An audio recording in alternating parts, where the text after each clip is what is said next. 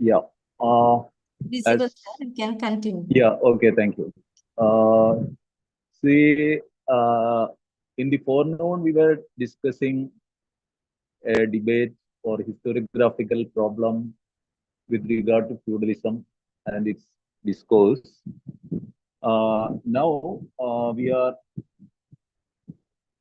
discussing entirely different area, that is modern Indian history, and also which is regarding nationalism in India and one aspect of India's nationalism.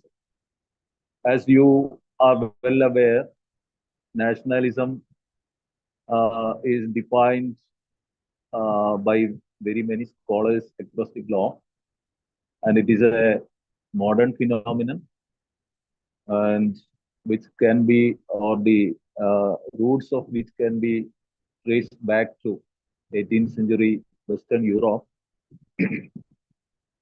and new nations emerged after after the feudal or after the medieval stage. So, as you are well aware, a very modern historian on nationalism, Benedict Anderson, defined nationalism as an imagined community. And his very book titled Imagined Communities refers to the emergence of nationalism in Asia and also, in many countries, including India. And Eric Hobsbawm defined nationalism as invention of tradition. So simply, it was nothing but invention of traditions in the modern society. And also Indian scholars, including Biban Chandra and Partha Chatterjee, the subaltern scholars like Partha Chatterjee and others, critically approached the Indian nationalism and the Indian national movement. And even during the time of great Indian nationalist leaders, Ambedkar had critically engaged with Indian nationalism.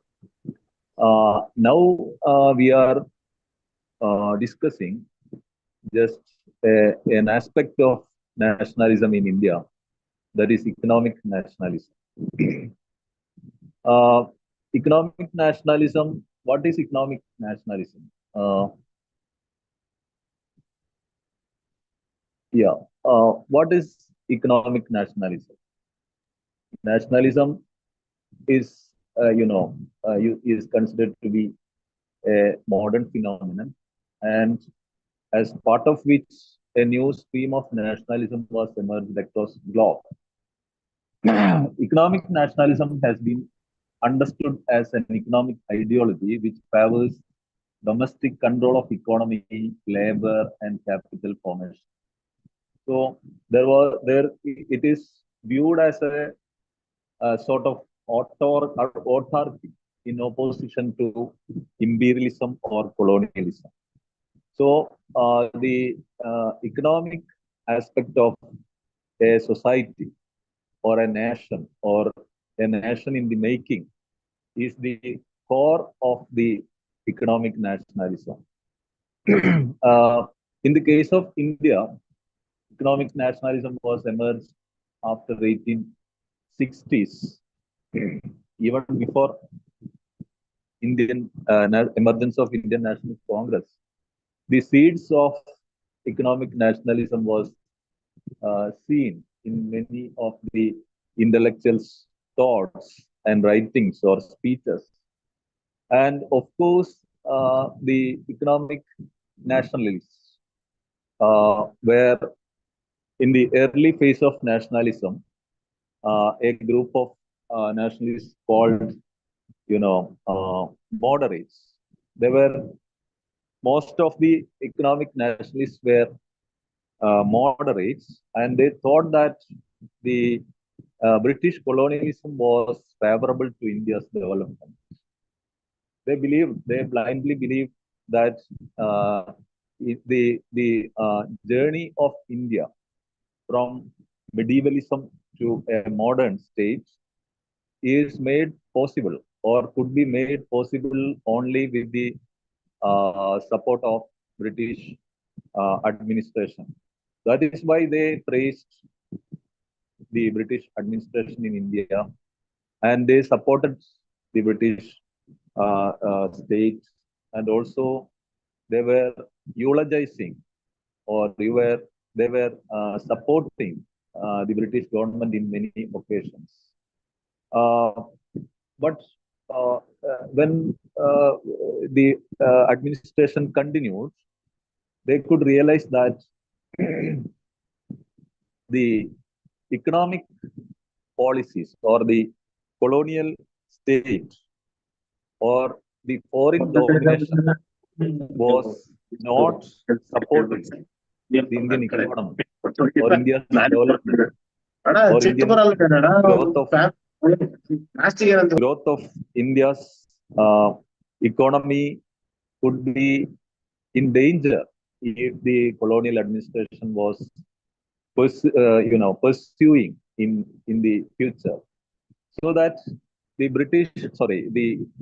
early Indian nationalists could realize the fact that British colonial policies were, very much dangerous, or it is badly affecting the Indian economy. So that they realized that every aspect of Indian economy was getting shattered by the interventions of British administration. So, in the case of India is an agricultural economy then and now, and several other domains of Indian economy was challenged by or attacked by their policies, their economic policies. And agriculture. In the case of agriculture, you see the British introduced new revenue policies, revenue system, which made India's ownership rights uh, very, similar to that of the European ownership, so that the ownership of land was remaining in the hands of the landlords. So a new type of landlordism was emerged, and the very intention of the British to introduce this kind of colonial land ownership was to find or to fix a landowner who can pay the revenue or tax to the exchequer. So, before colonialism, in India, there you can't see a proper kind of ownership rights in tune with the Western or European style. So that the British introduced a new type of ownership in India, uh, which alienated the peasants from the land. So this aspect of colonial policy was highlighted by Ranajit Guha in one of his books or study on Bengal land relations in Bengal.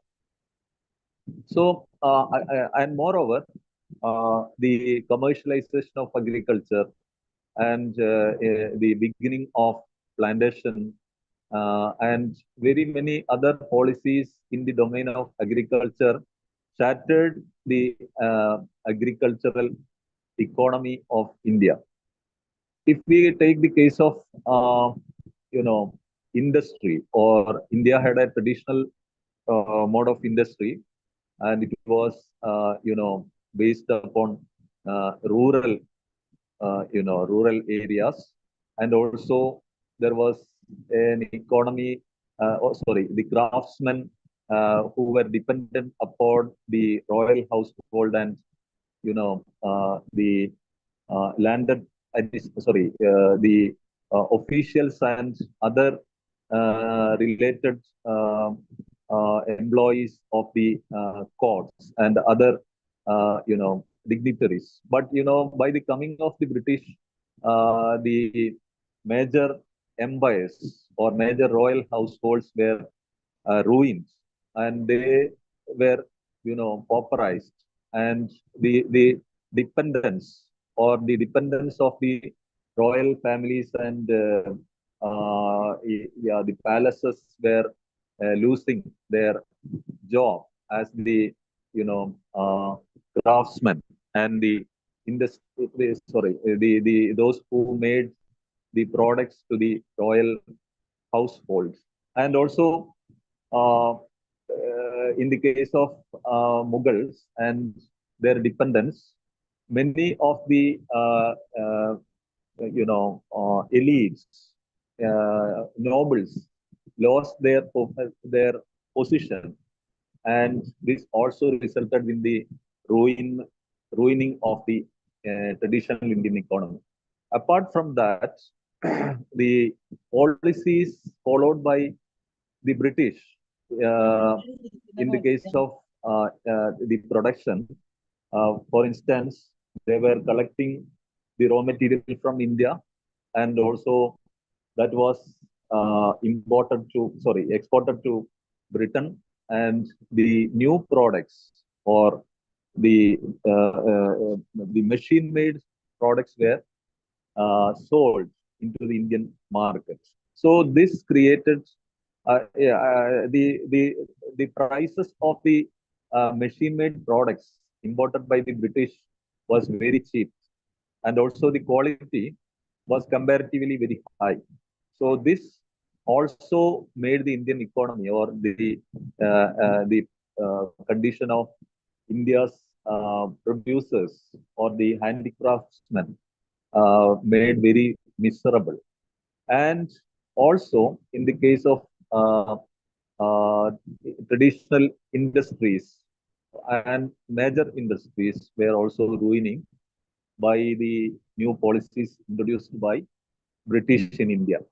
So, and also the middle class people, including the small scale merchants and also educated Indians, middle class people were also having their own problems with regard to the new policies of the British. Economically, all sections were, you know, uh,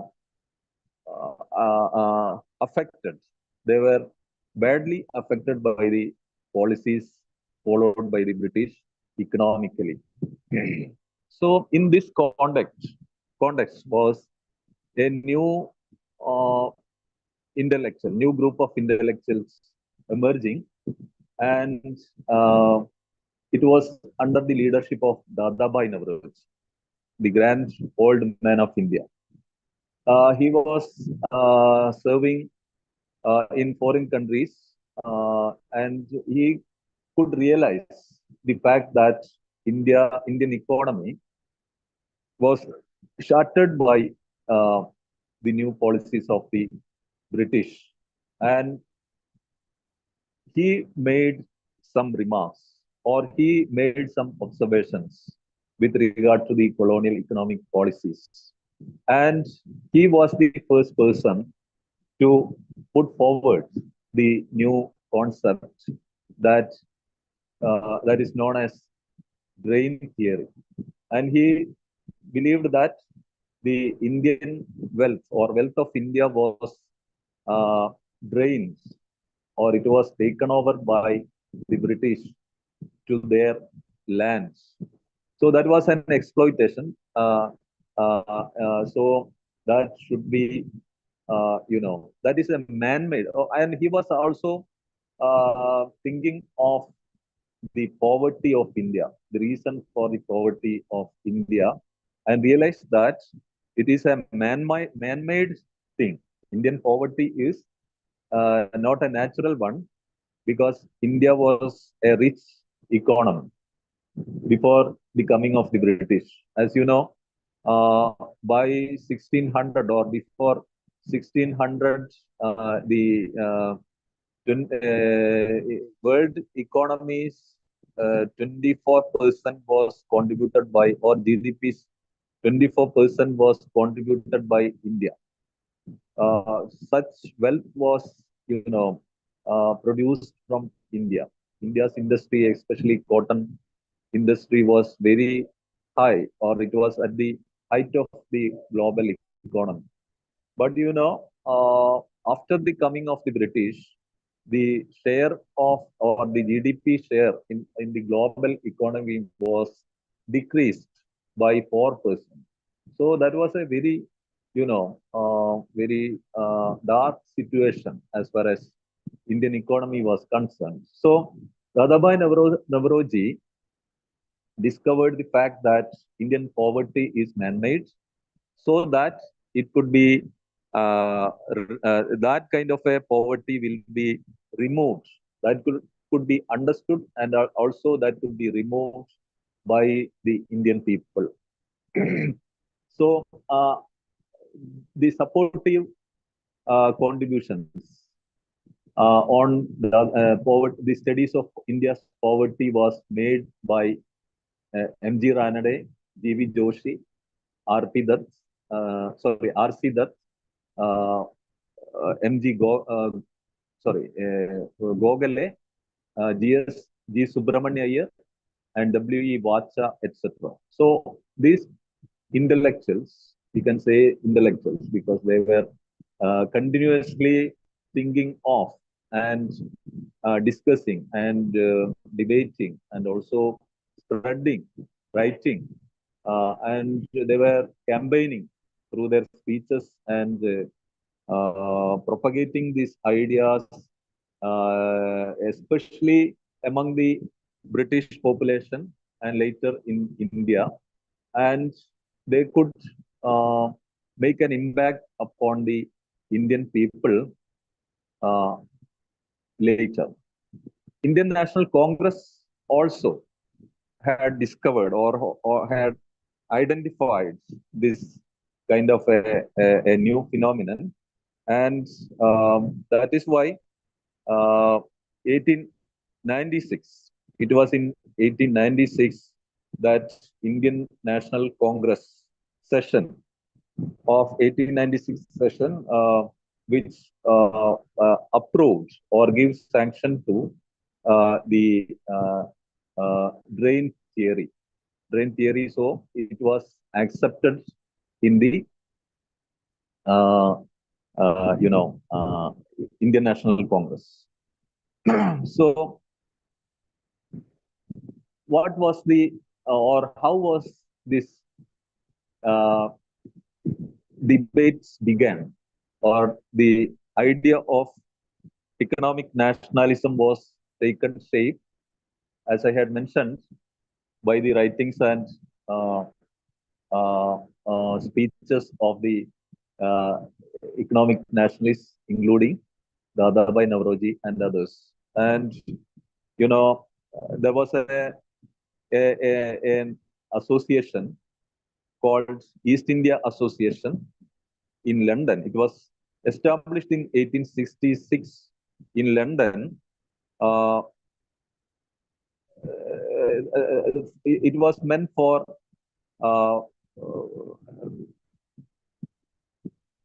providing an idea or giving an understanding about the condition of colonialism in India among the British population, and how far it is very exploitative in nature, and what is going on, or what is the condition of Indian people and Indian economy after the, or soon after the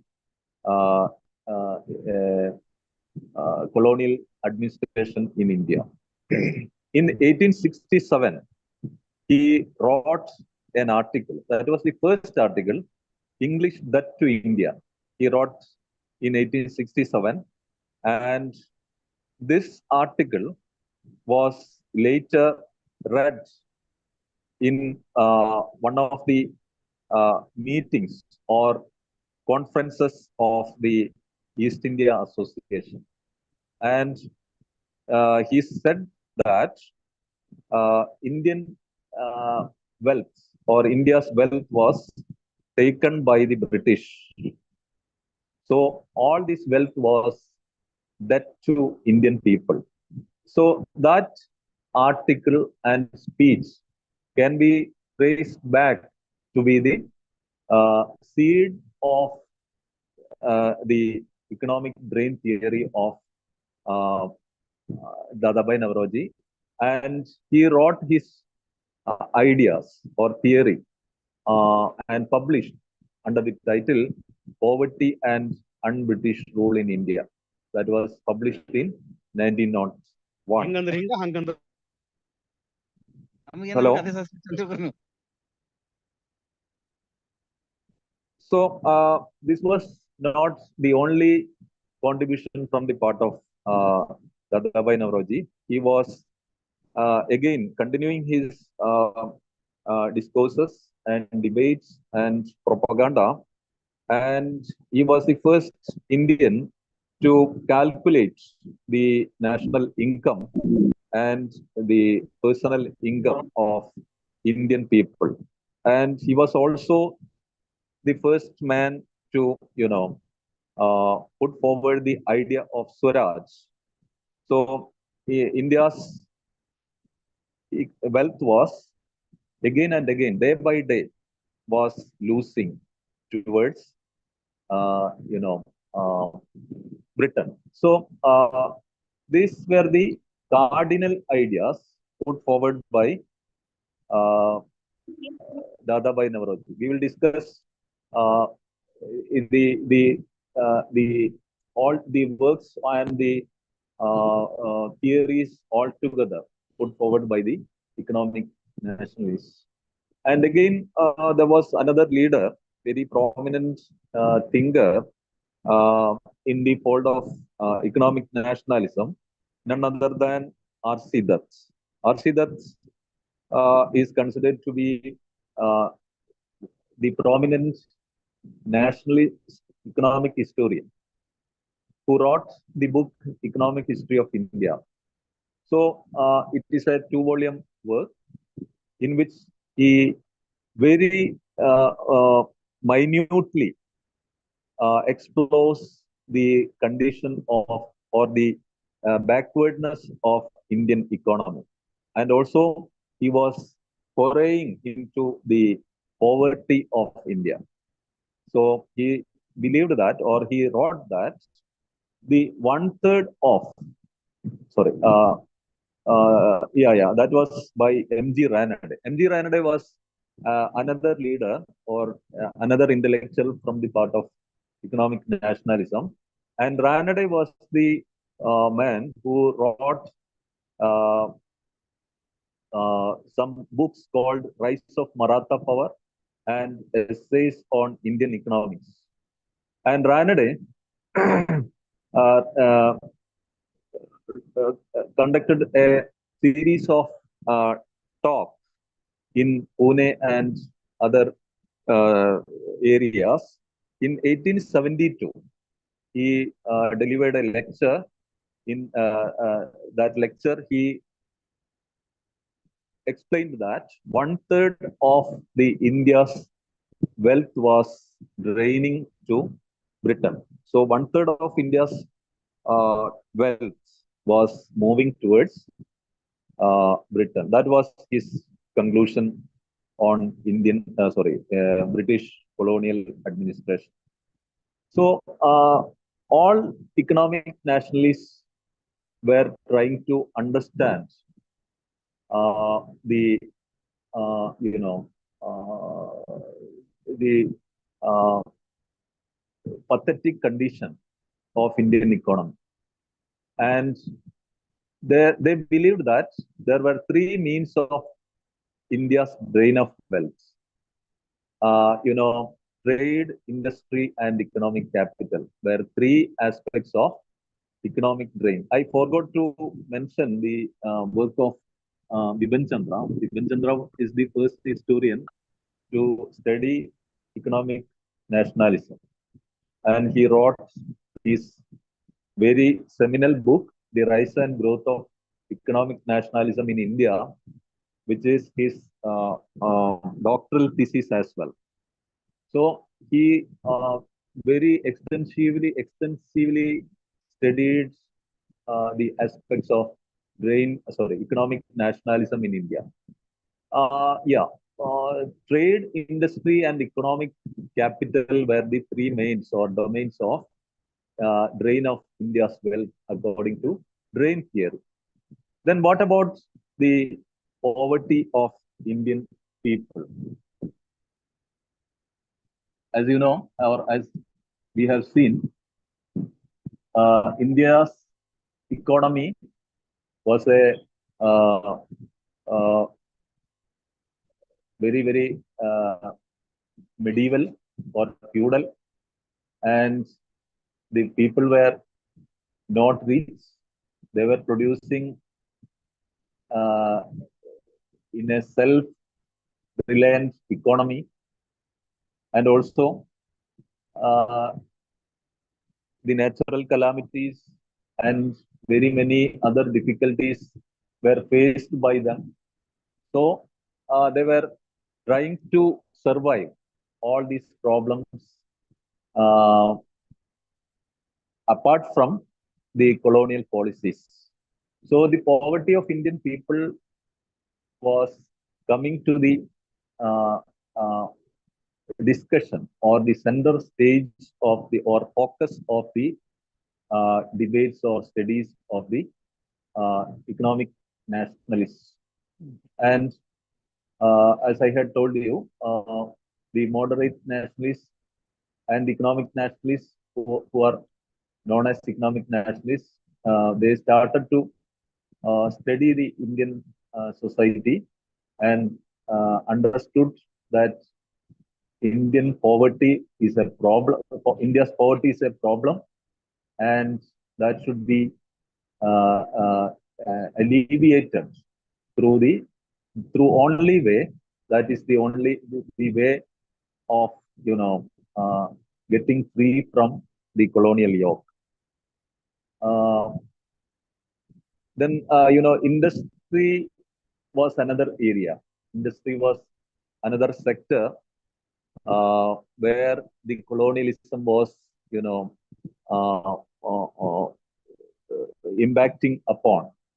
Uh, Indian industry or the traditional Indian industry was especially the cotton textile industry was the dominant one, and India was having a crafts craftsman's economy was there, and they were producing especially mainly for the villages and also for the purpose of the royal households and the nobles households or their needs. But by the coming of the British or by the development of colonial economy and colonial administration, all these uh, beneficiaries were uh, uh, disappeared. They were disappeared, but new consumers were not at all emerged. Because even though the British state apparatus was inaugurated in India, the official purchases, even the official purchases, were not at all done with the Indian producers. That is another thing.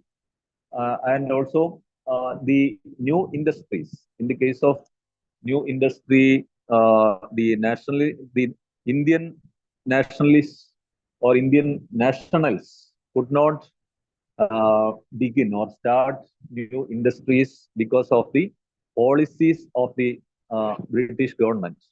Because, as you know, it was very difficult for the Indian producers or Indian industrialists to produce and to export goods to the British markets because they had introduced a customs duty for Indian goods to protect their goods in the Britain.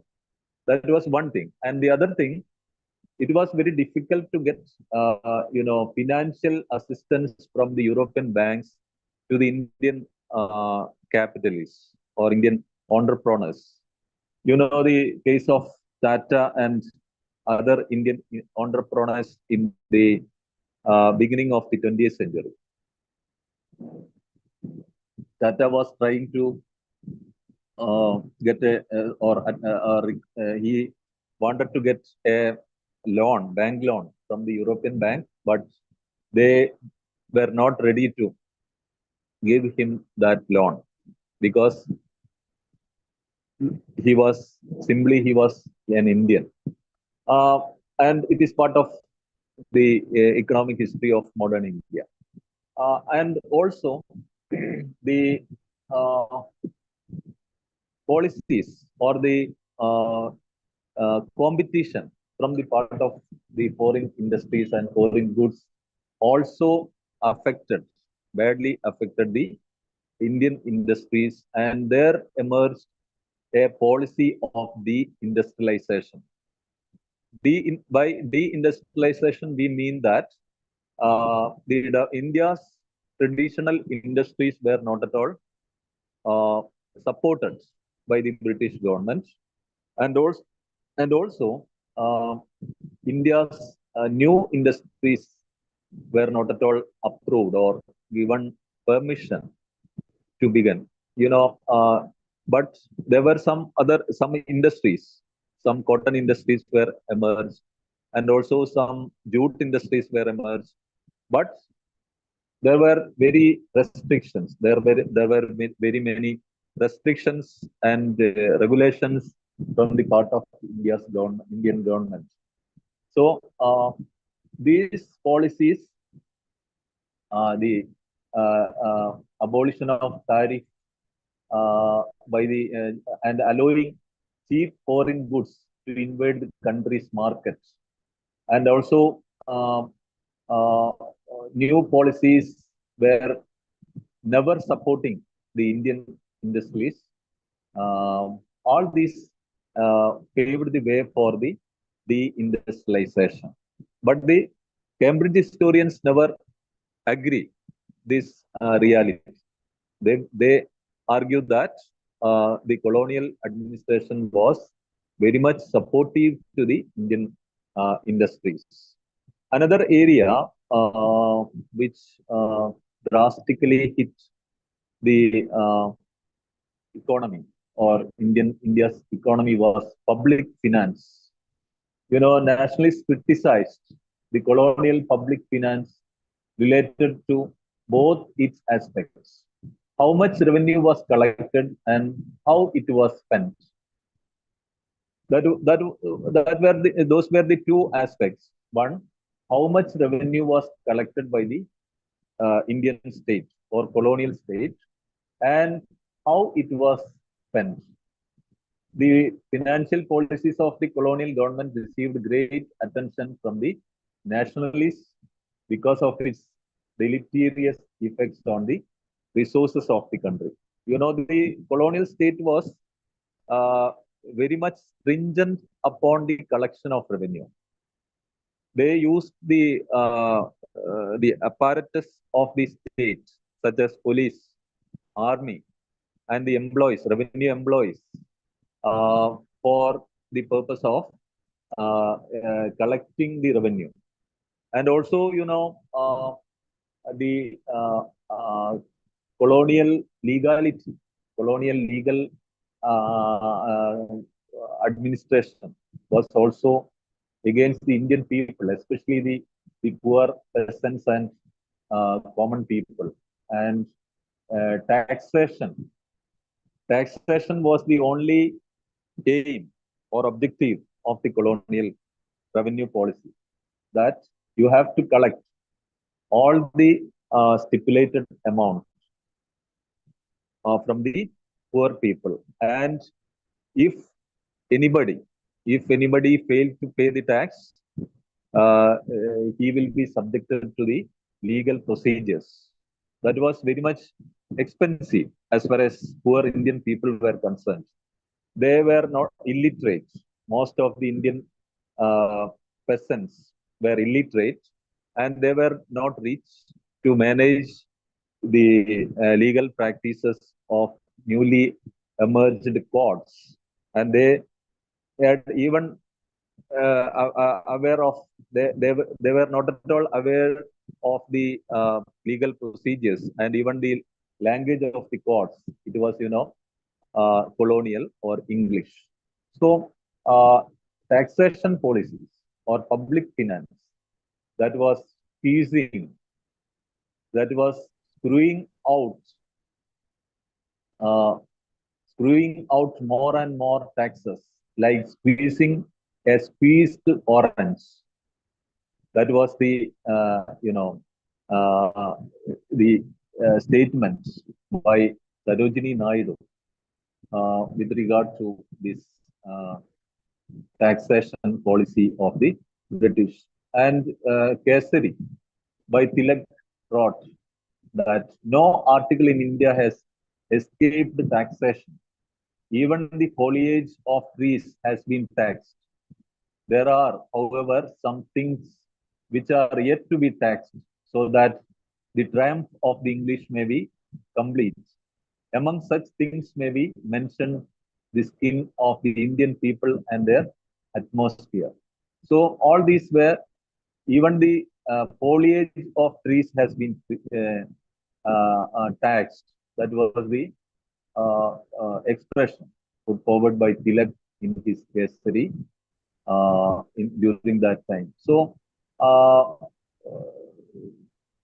the life of the Indian people, the everyday life of the Indian people was very much difficult due to the taxation policy and also the public finance.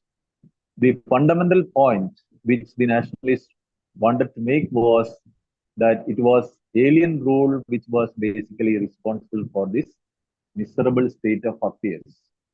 If the government of an independent country levies more taxes, it was for the benefit of the people. So they wanted to limit the exploitation in the name of tax and also uh, in the name of revenue policies. Then, if we take the case of agriculture, as I mentioned earlier, 80% of the population of colonial India was dependent on in the agriculture. India is now and then an agricultural economy. It is, now it is transforming to a developing economy or developed economy.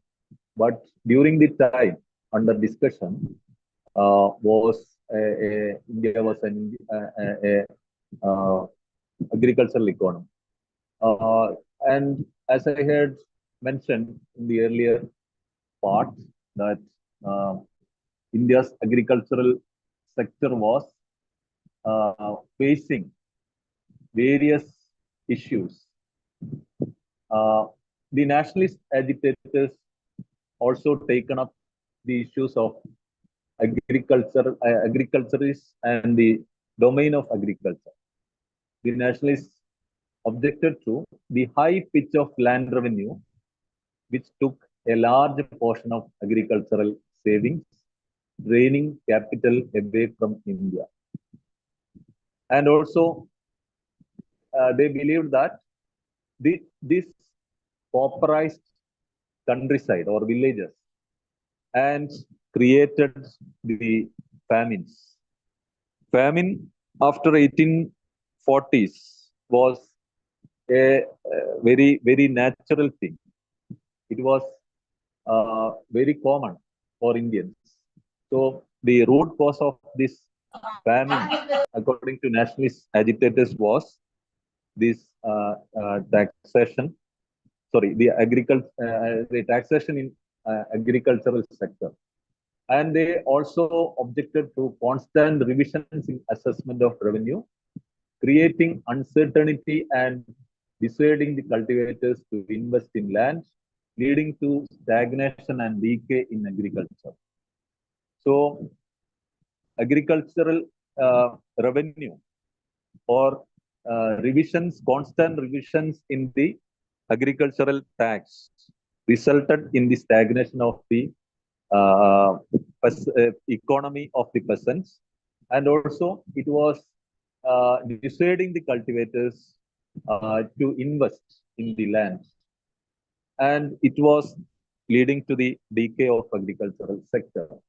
And also the third one they objected to was periodic rise in revenue demands by the government encouraged the landlords also to raise it even more in their areas.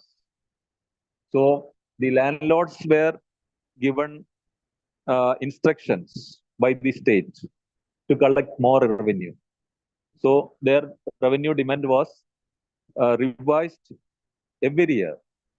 So that was a boon for the landlords, but it was a very challenge, very crucial challenge for the poor peasants. So that was uh, taken by the the nationalists. And also they were against strict collection of rents and revenues from the peasants, accompanied by evictions and punishments. You know, by the coming of the colonial masters, uh, the strict collection of revenue and rents from the peasants was a common thing. They used the police and army for the collection of rents and revenue from the peasants. So that was uh, uh, a new thing. Even though India was a feudal state or feudal economy before the colonial era, the uh, indigenous rulers were not so much strict. They were giving you know, some relaxations. Some relaxations was there, and they could understand the condition of the Indian peasantry, the natural calamities, or droughts, or floods, or any other thing can be understood by the Indian rulers. But the colonial masters were not at all favorable towards the Indian peasants, and so that the you know the most important thing was new punishments such as evictions. Eviction from the land was the most cruel punishment as far as a peasant is concerned, because the land is his means of production. Without land, it is part and parcel of his everyday life. Everything he wants to get is from his land only. There is no market. He can't depend upon the market as we do. He has only the land, and he produces most of the things he wants to consume. But if he is evicted by one good morning, he and his family will be uh, subjected to abject poverty and starvation. So that was a common thing, and the nationalist leaders, intellectuals, wanted to stop such evictions from the part of the government as a form of punishment. So the combined effect of these policies was to drain the capital out of agriculture and to prevent investment in land. All these policies led a stagnation and made the peasants very much, uh, you know, uh, reluctant to engage in their land, and that resulted in the decline in the quality of land. So the land was remained barren. People were, or peasants were not interested, because the uh, project of agriculture itself was a project of loss. If such an enterprise is continuously giving you the loss, a peasant will not engage in the land. So that was leading to the pauperization of agricultural population, and famines was the result. Uh, then what were the suggestions from the part of the uh, nationalist leaders or economic nationalists?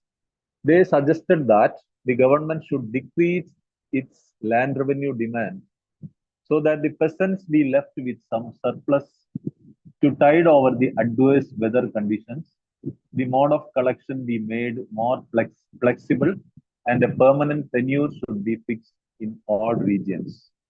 So there should be some kind of uh, uh, you know uh, flexibility in the form of the revenue collection and revenue demands.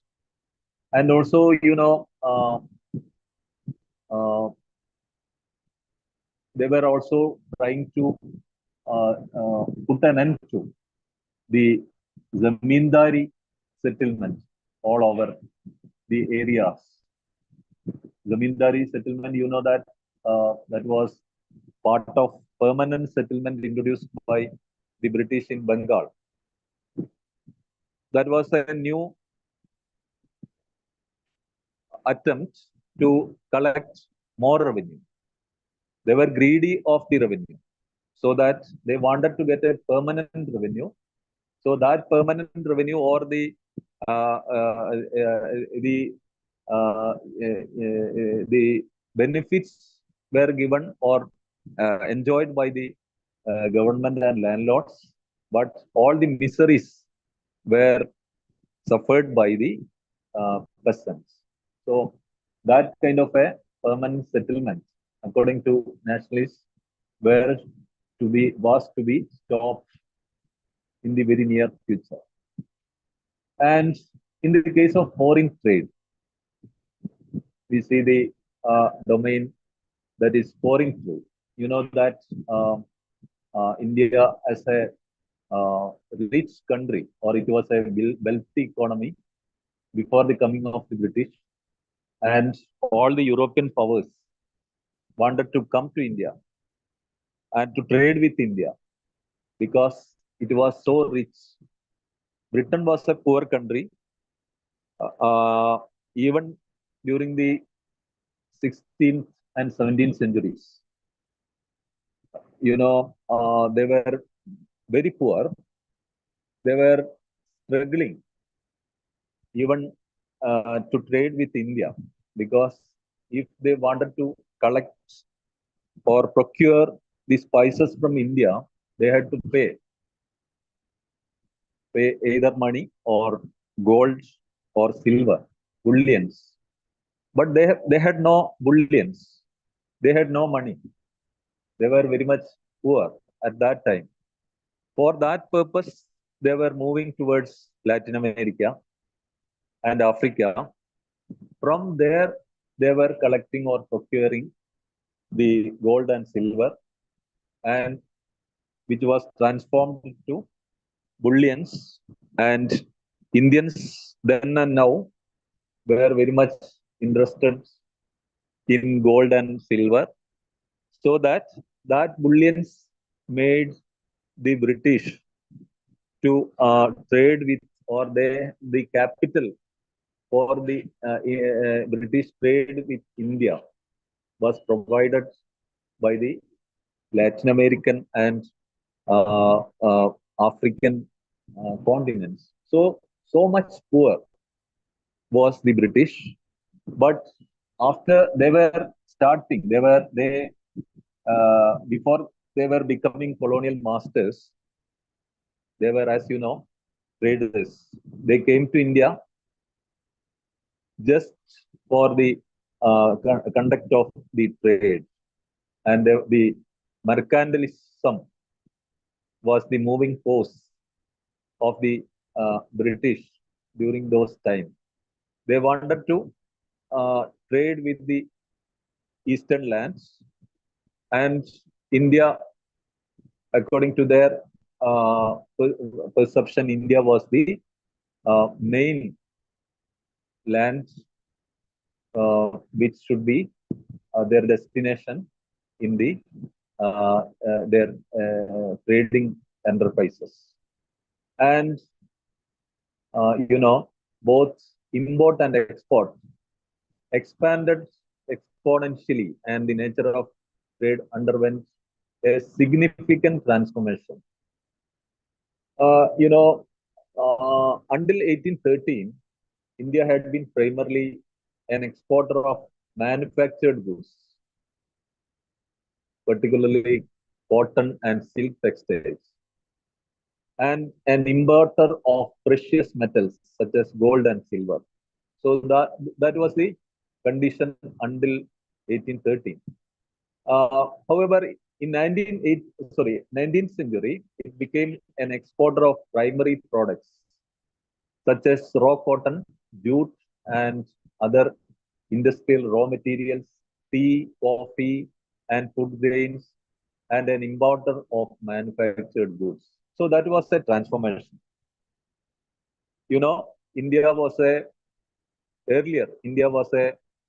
an exporter of uh, produced goods. Now it is, turned down in the export of produced goods due to the import of British goods to India. And now it is reduced to be an exporter of raw cotton for the production of, for the factories of Britain, and also jute and raw materials, tea, coffee, and food grains. So this was a turning point uh, in the history of foreign trade of India. So the nationalist leaders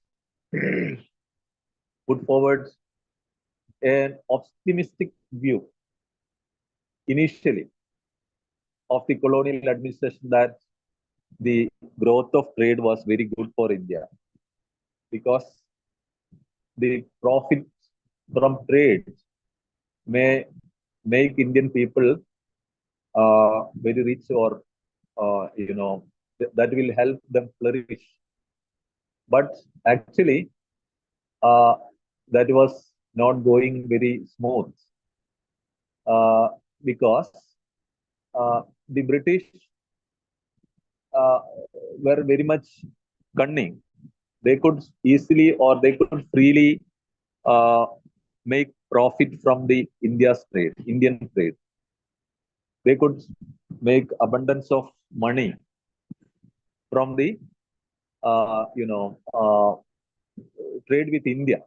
But in the case of India, they imposed some charges called home charges, and also these charges were to be paid by the Indians for their administration.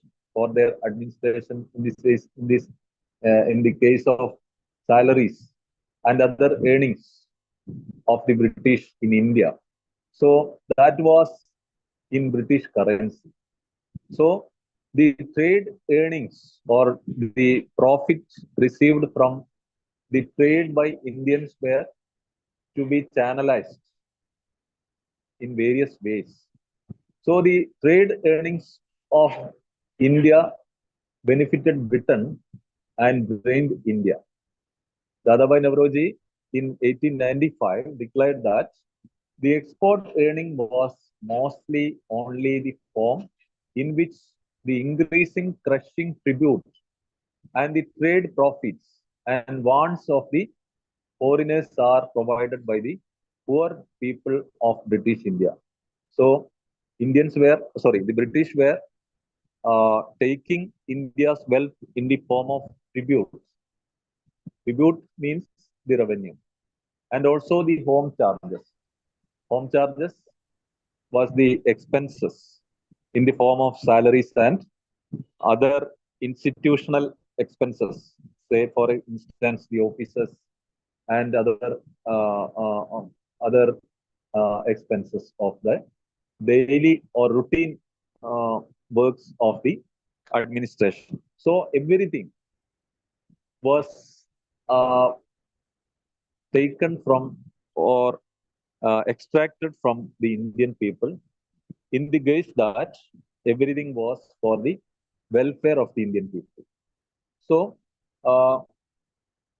Indian economy was day by day exploited by the the foreign administrators or colonial states, and that was firstly questioned by the nationalists or economic nationalists, and they were uh, very learned people, and they had realized the fact that the British administration or the uh, core of the British administration or the British exploitation was economic rather than political or cultural. So the main objective of the colonial state was, without any doubt, the uh, uh, exploitation of the economy. And the interventions of these nationalists uh, created a new tendency among the domain of Indian nationalism or national movement, that the people could realize the undercurrents of the colonial administration, and they were educated. The common people were educated by the economic nationalists that the how the colonial economy and colonial state was destructive of the Indian economy, and how the peasants were looted, how the industrialists and the middle class were alienated from the economic activities, and how far those policies destructive in the economy or in the case of India's economy. So that was a new uh, uh, turning point or milestone in the discourses of Indian nationalism. And uh, one more thing is that uh, the concept of Swadeshi or self-reliance, self-reliance was coming to the discussion of the or agenda of the Indian National Congress and Indian National Movement by the persuasions or interventions of the economic nationalists. They were making the agendas or reframing the agendas of the Indian National Congress in the light of economic critique of colonialism. So they could make nationalist movement more critical of colonial economy. And this made a new kind of awareness among the common people, among the working class people, among the peasantry, among the middle or small peasants, and also the small uh, entrepreneurs. So, Swadeshi came into the agenda, and also new Swadeshi movement was emerged. New industries or indigenous industries or nationalistic industries were emerged. So, in the